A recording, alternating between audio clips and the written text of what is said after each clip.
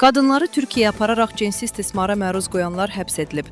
Daxili İşlər Nazirliyinin İnsan alverinə qarşı mübarizə baş idarəsindən Qlobalaza verilən məlumata görə, həyata keçirilən tədbirlərlə insan alverində təqsirləndirilən 28 yaşlı EQ və 27 yaşlı XH şərti adlı şəxslər həbs ediliblər.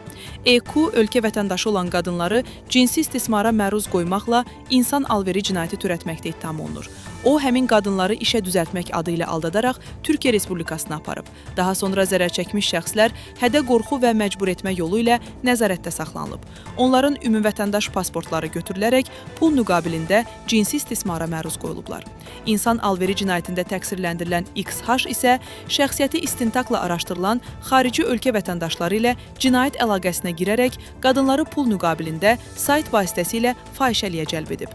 Zərər çəkənlər bu platformadan çıxmaq istədikdə, o həmin qadınları barələrində rüsva edici fotoşəkil və məlumat yaymaqla hədələyərək cinsi istismara məruz qoyub. Hər iki şəxs istintaqa cəlb edilib və barələrində məhkəmənin qərarı ilə 4 ay müddətinə həbs qətimkan tədbiri seçilib.